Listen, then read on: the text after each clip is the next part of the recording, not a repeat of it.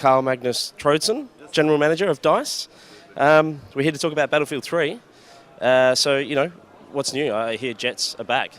Well, there's a lot of things that is new with Battlefield 3, I would say. Jets is definitely one of the things. The return of jets, we like to call it, since they were in Battlefield 2.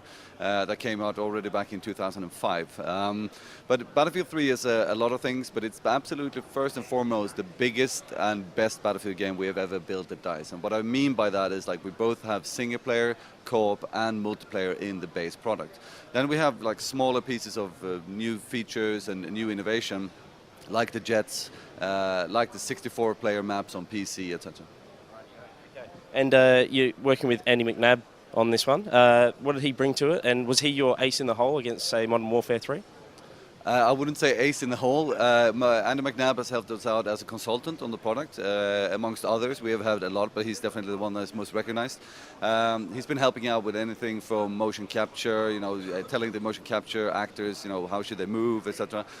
Giving advice on the VO, for instance, like how should the voice actors actually talk, because he has a lot of knowledge, him being an ex-SAS operator. So it definitely helped the product. And now he's also writing the book called The Russian, based on one of the characters in the single-player campaign called Dima Mayakovsky, a Russian. We haven't announced much more about the character than that, but yeah, that's going to be interesting. Okay. So, obviously this year it seems like a real shootout between Battlefield and Modern Warfare 3. So, do you look at what they do and try and improve on that, or what do you guys sort of take from that to not to copy and put into your game, but what do you do to try and improve your own your own product? Well, as a game developer and us being specialized in the FPS genre, of course we play all the games out there, but it's more of keeping up to date what people are doing, what are the trends, what are the improvements, etc. And as I bet all developers here do. In our case, we're very focused on building a true Battlefield game, so we are not too concerned with what they're doing, looking at their features. We're building on the core brand pillars of Battlefield, meaning that it's large open environments, there's going to be tons of vehicles, it's a focus on team play, and then we also have the all-out destruction in there. They're doing good stuff as well, but we're focusing on building the best game based on the Battlefield core values. And arguably, Battlefield's probably, I guess, best experienced on PC. So, how do you guys, port that to the consoles? And, you got 64 multiplayer on PC, and is it 24 multiplayer on the console? So, just tell us about the little bit of differences and the challenges that you have in converting them.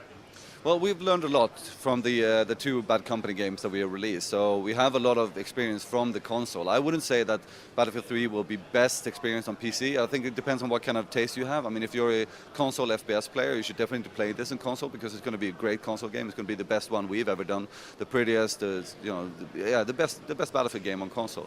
But we do have more power on the PC, meaning that we can do more things there, like 64 players, and if you have a high-end graphics card, a powerful computer, you can do more with the graphics, etc. Now, don't get me wrong, the console versions are going to look very good as well, so people shouldn't worry about that. Okay, and just about the Frostbite engine, what does that allow you guys to do, in particular with Battlefield 3? Well, the Frostbite 2 engine that we now have built for Battlefield 3, we did have Frostbite 1 when we created Battlefield Bad Company 1, and they used it in Battlefield 2, Battlefield Bad Company 2 as well. It leaves us with a lot of options.